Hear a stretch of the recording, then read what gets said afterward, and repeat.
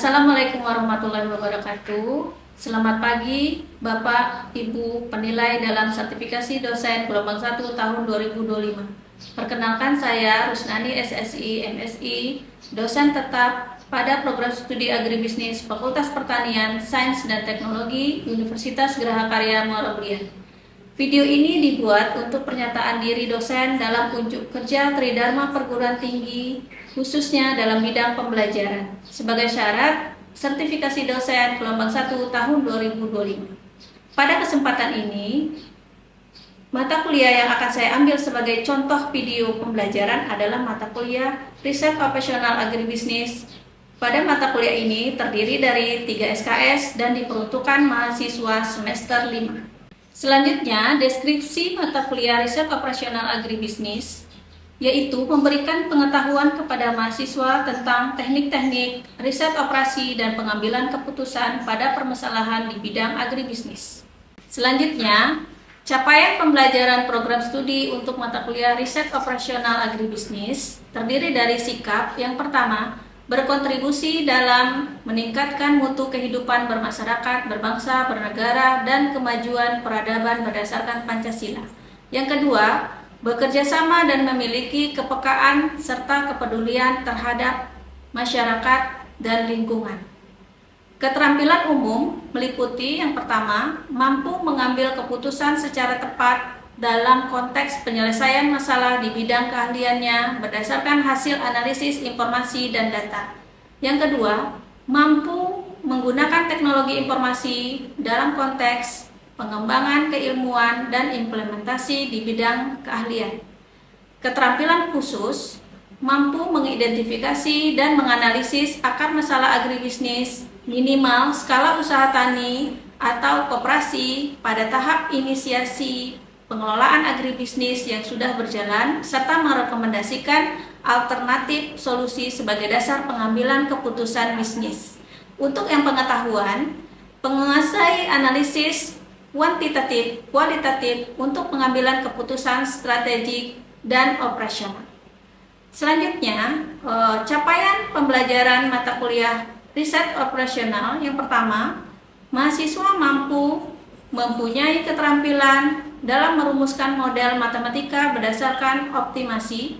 Yang kedua, mahasiswa mampu menyelesaikan program linear dengan metode grafik dan simplex, menyelesaikan masalah primal dual.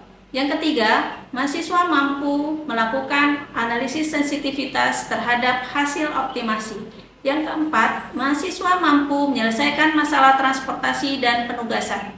Yang kelima, mahasiswa mampu menyelesaikan pohon perentang minimum, masalah rute pendek, masalah aliran maksimum, dan masalah pengendalian proyek dengan metode PERT atau CPR. Untuk pokok bahasan, mata kuliah Riset Operasional Agribisnis terdiri dari 8 pokok bahasan dengan 14 kali pertemuan.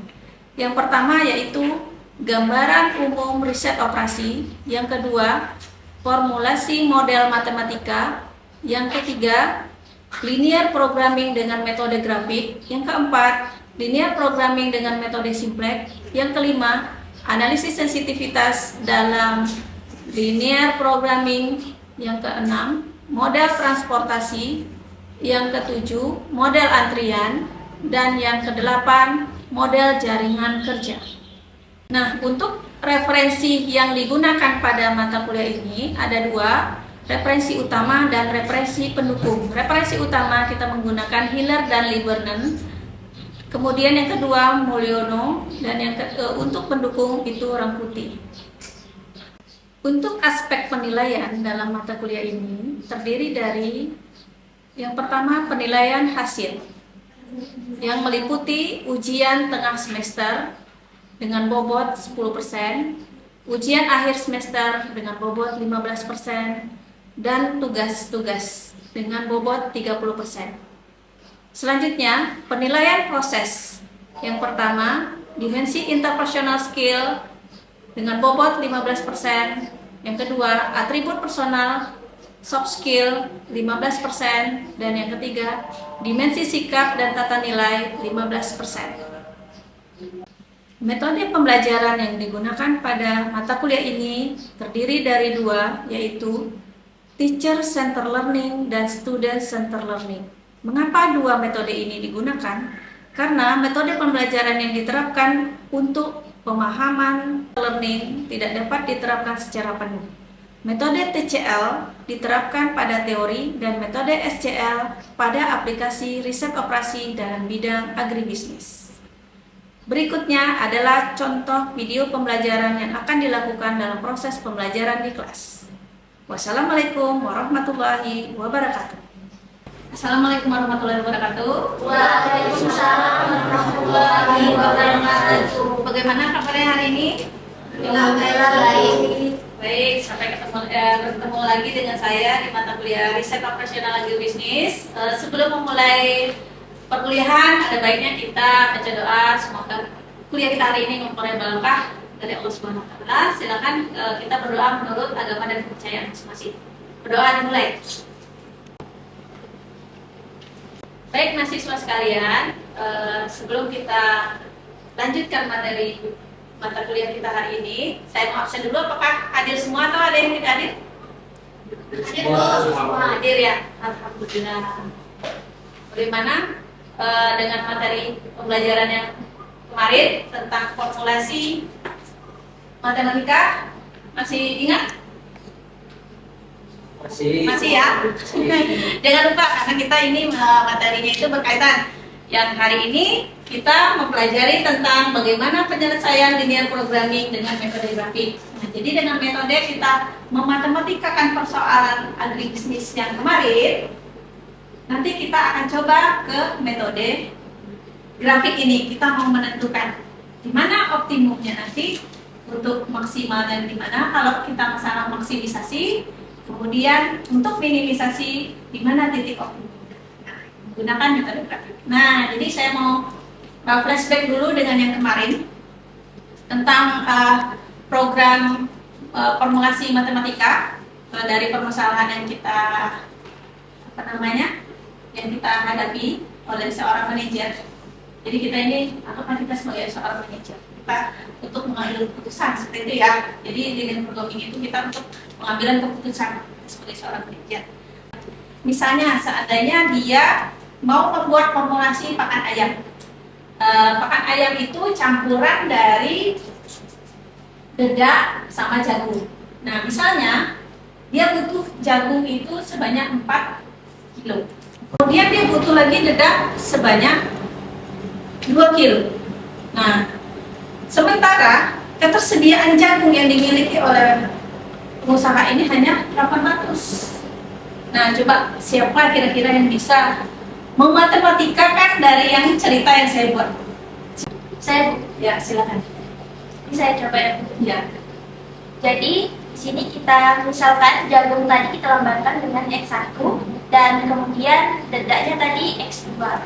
Karena keterbatasan bahan baku untuk membuat formulasi tadi 800 kilo, jadi di sini formulasi matematikanya 4X1 ditambah 2X2 besar sama dengan 800. Oke, sip. Bagus. Bagaimana yang lain masih ingat ya? Untuk refresh yang materi yang kemarin. Nah, jadi seperti itu ya untuk memodelkan matematika sebelum kita masuk ke bagaimana menyelesaikan masalah yang sudah kita inginkan tadi. Nah, ya, jadi di sini kita coba dulu untuk penyelesaian masalah yang ada pada pengusaha agribisnis tadi. Kita coba dengan metode grafik. Di sini kita ada dua. Nanti ada maksimisasi keuntungan dan minimisasi. Baru kita apa sih tujuannya? Kita identifikasi apa tujuannya, kemudian apa kendalanya. Ya.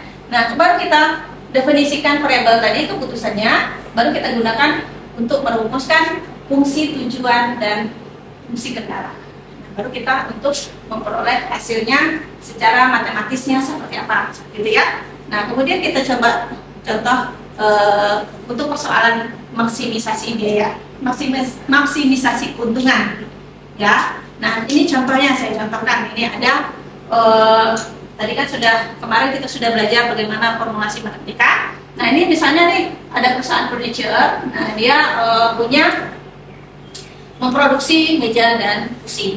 Nah, dia memproduksi meja dan kursi, dia butuh 2 jam untuk dalam proses produksi itu. Kan proses produksi itu ada macam-macam. Sebelum disampaikan ke konsumen itu kan ada macam-macam. Ada produksi itu dimulai dari ini prosesnya apa saja. Nah kalau untuk membuat meja dan kursi itu dia ada proses yang pertama itu proses merakit meja dan merakit kursi. Itu merakit meja itu dibutuhkan 2 jam. Kemudian ada 3 jam untuk menghilangkan. Nah 1 jam itu untuk pengepakan. Ya itu untuk meja. Kemudian untuk kursi. Nah kemudian 1 jam proses merakit, 3 jam proses menghilangkan, dan 2 jam untuk proses pengepakan. Nah, sementara itu mesinnya itu punya kapasitas, artinya keterbatasan, artinya itu kendala. Artinya dia tidak bisa memproses di luar itu, gitu ya. Nah, jadi dia tersedia itu hanya untuk 20 jam untuk proses merakit, 30 jam untuk proses menghilangkan, dan 16 jam untuk pengepakan. Nah, apa keuntungan yang diharapkan kita sebagai pengusaha? Nah, pengusaha ini mengharapkan nih, kalau dari kursi, misalnya dia membutuhkan, dia berharap keuntungan dari kursi itu $4, dan untuk meja itu $3. Nah, barulah kita formulasikan ke dalam model matematika untuk maksimisasi dari keuntungan, ya. Ini berarti M-nya 10 nih. Ya, nah ini kayaknya 20. Ini 10, ini 16 dengan 4. Ya. Nah, coba kita gambarkan grafik dari ini udah mulai dulu. Coba kita gambarkan dari yang sudah kita temukan tadi untuk nilai M dengan K-nya kita masukkan ke dalam grafik. Nah, coba yang kesamaan 1 berapa? M-nya 10. 10 M, kemudian 20 K. Jadi kita coba ini. Garis lari garis ke sini. M 10, 20. Oke, lanjut. M-nya 10, K-nya 10 di sini ya. Oke, Bu. Ini.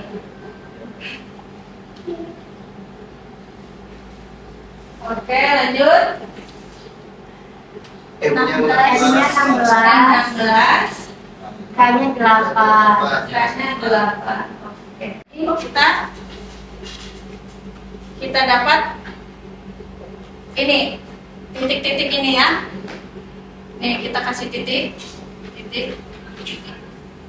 ininya. Nah ini anggaplah kita titik A, titik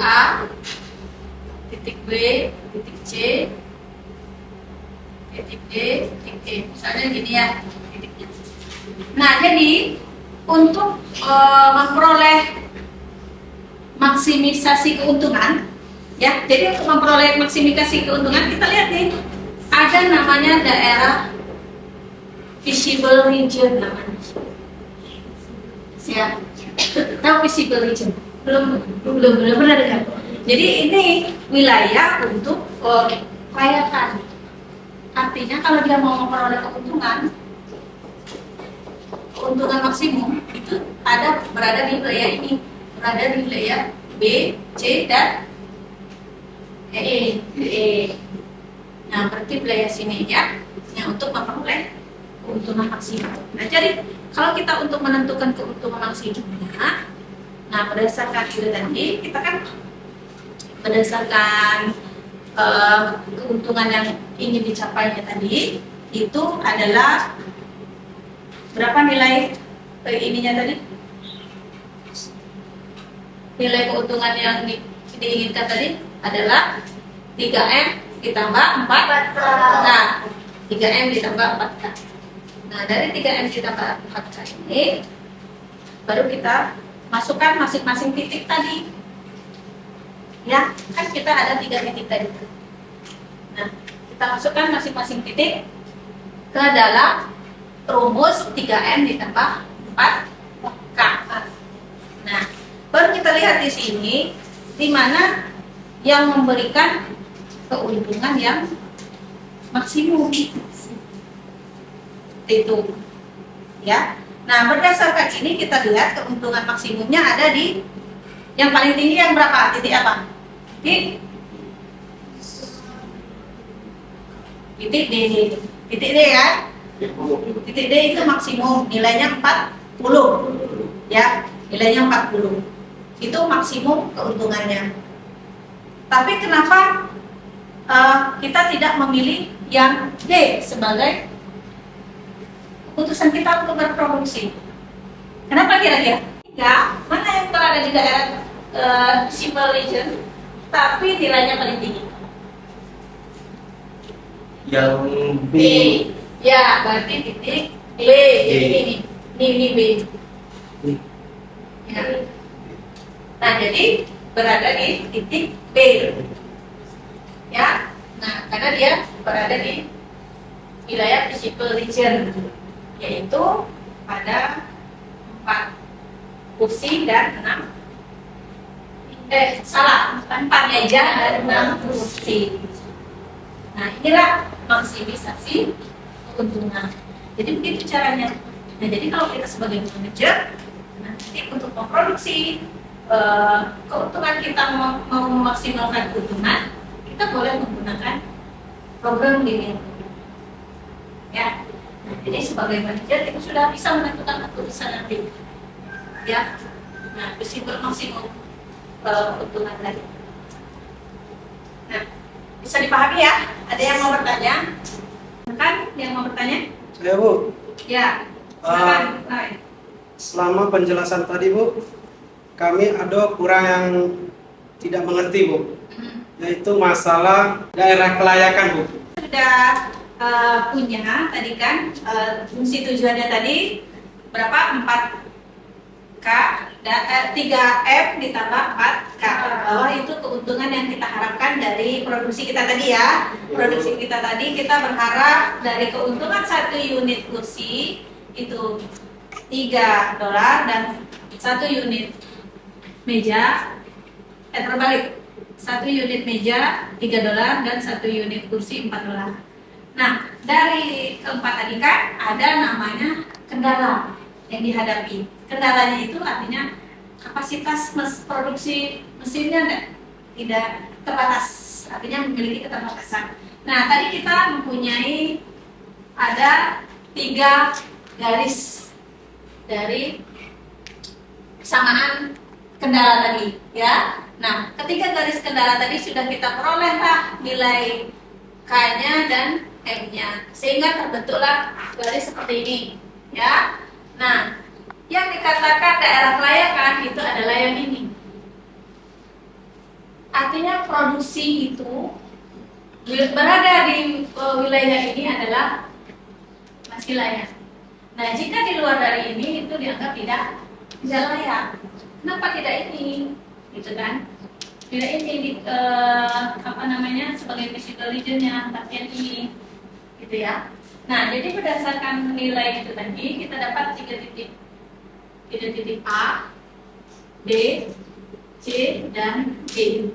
Nah, kemudian tadi kita hitung berapa nilai A, B, dan C. Nah, dapat nilai masing-masing maksimumnya. Nah, kemudian kita dapat nilai yang tertinggi itu di sini, di D.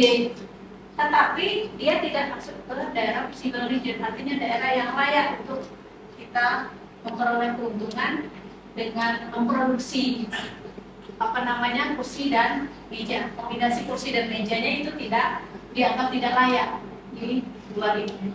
Nah, karena apa? Karena kendala kita tadi, keterbatasan dari kendala kita tadi.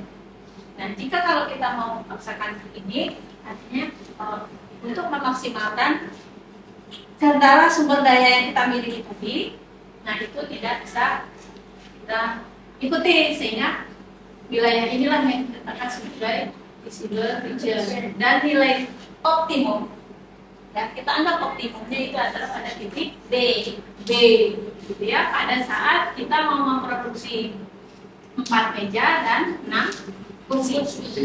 Ya, bisa dipahami, Roy? Oke, baik. Kita lanjutkan dengan minimisasi biaya. Nah, ya. Jadi tadi sudah kita belajar maksimisasi dan sekarang kita minimisasi. Nah, setiap usaha itu kan ingin meminimalkan biaya tapi dan memaksimalkan keuntungan, betul kan? Betul. Nah, sekarang bagaimana strategi untuk itu? Kita pahami dulu. Ya, biaya yang tersedia berapa? Kita mau meminimalkannya. Kemudian apa saja yang menjadi kendala? Ini contoh misalnya nih, masih berkaitan dengan yang tadi, ya. Untuk kursi dan meja tadi kita coba selesaikan juga dengan linear programming dengan grafik. Nah, misalkan ya kita ada produksi, untuk produksi kursi dan meja itu masing-masing satu unit itu butuh biayanya 200.000 untuk kursi dan 80.000 untuk meja, seperti itu. Nah, jadi dan kendalanya misalnya kita keterbatasan dari sumber daya tadi, ya, kapasitas mesin kita tadi. Nah, misalkan lah 4M tambah 2K besar sama dengan kecil sama dengan 6, kemudian 2M tambah 2K kecil sama dengan 48, dan kita punya target. Misalnya targetnya itu kita targetkan meja ini harus, dan kalau kita sebagai pengusaha nggak mungkin kita tidak menargetkan. Kita harus produksi itu misalnya meja harus sekali produksi itu minimal 2 misalnya, ya, dan kursi itu harus 4. Nah, itu target kita. Nah, supaya kita memperoleh keuntungan. Nah, jadi itu kita buat formula matematikanya, kemudian baru kita masukkan ke dalam grafik. Nah, ya. Nah, di sini kita masukkan ke dalam grafik. Berdasarkan kendala tadi kita perolehlah 2 garis kendala, ya, 2 garis tengah kendala, ya, kemudian ini garis target, 2 meja dan 4 kursi. Kita gambarkan berdasarkan hasil dari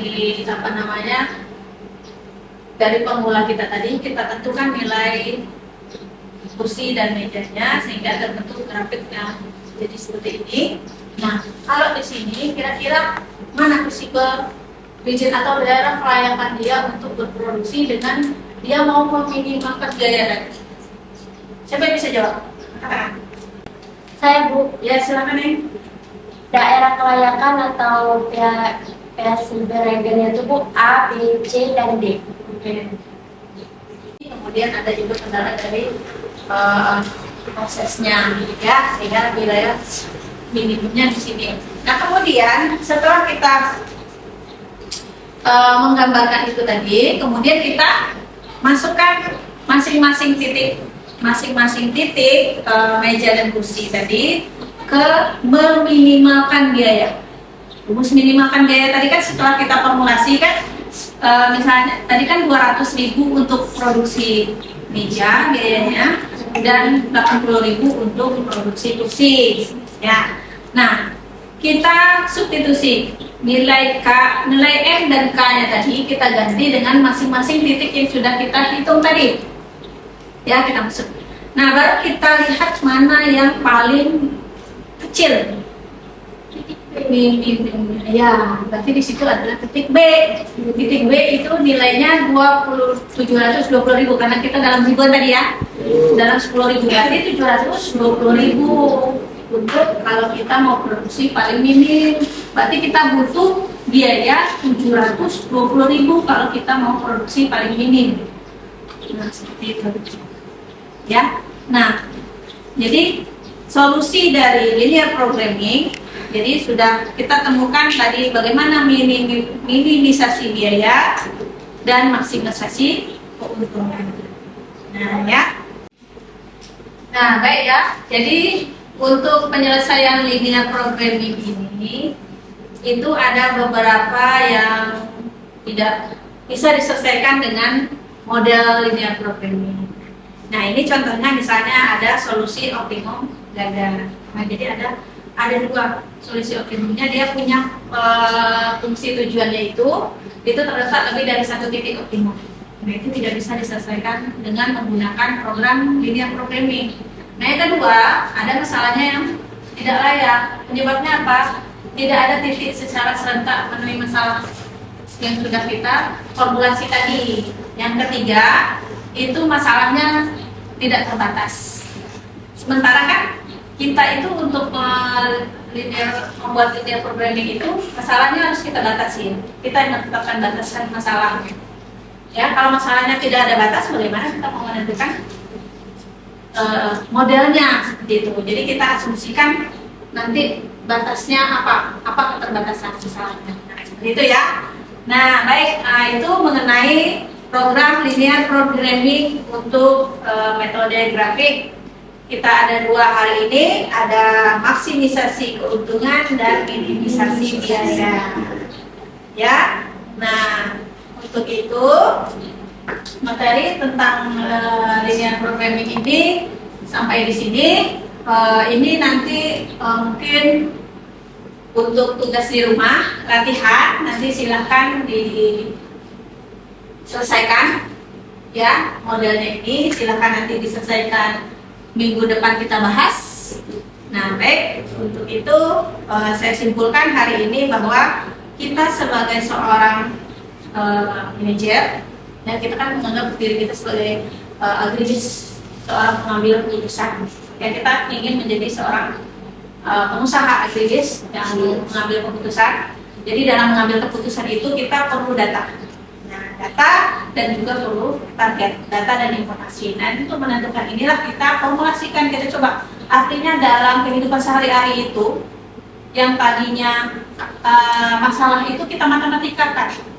Kenapa kita matematikakan? Supaya kita ketemu dengan titik maksimum dan minimumnya.